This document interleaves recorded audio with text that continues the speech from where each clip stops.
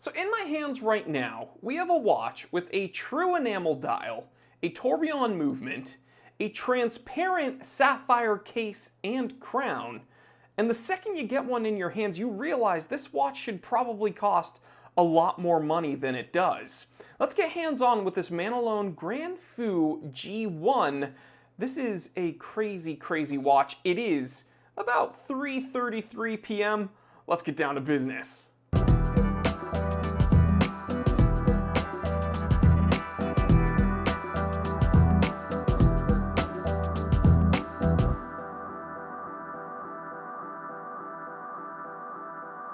Okay, so jumping into the specs, this watch has a 43mm diameter, a 46mm lug to lug, it's 12.85 millimeters thick, and when we flip it around, you can see that Hongzhou based manual wind movement. This is based on a Hongzhou 36K0 tourbillon movement. It has a 60-hour power reserve, and you can get this with a full 316L stainless steel case, or in this case, a sapphire option. But if you're gonna get one, definitely get the sapphire because, dude, look at that. Now with those different options, you have different price tags. So if you opt for the stainless steel case, you're paying 990 bucks. If you want this sapphire case, you're paying 1,780 bucks. So now that we know more about the watch, let's talk about the pros and cons. So the first pro is that the specs and materials for the money you pay, regardless of, the stainless steel or the sapphire, it's just insane. You look at this true enamel dial and it is so captivating the way you see it kind of round off for that cutout to show off the carousel there.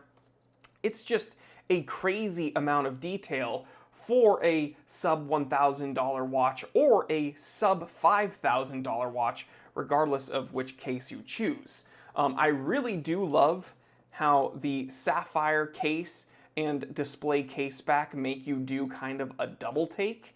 It's not something I'm very used to. I've had watches on the channel that have windows on the sides of the case, but still the bezels are usually stainless steel. And yeah, sure, we have skeletonized watches on here all the time, but to have a full bubble, essentially, that's something I'm not used to and something that I kind of only really see with crazy haute horologie, Jacob & Co. and things like that. But this is for a fraction of the price. But, the watch isn't perfect, so I do want to bring up the cons. So the first con, it is a bit thick for a dress watch, so if you're looking for something very sleek and flat laying, it's comfortable on the wrist, but it is not a very flat watch. That's the first thing. Second thing, with the 46mm lug to lug, if you have very slender wrists, this is not going to be the watch for you because this definitely does have some wrist presence. And then finally, this is a nice estimation of time. And I'm not talking about the accuracy of the movement. I'm saying, it's like this isn't really the quickest time-telling device because of the lack of indexes. So really, you are buying this kind of as a moving art piece is what I'd call it.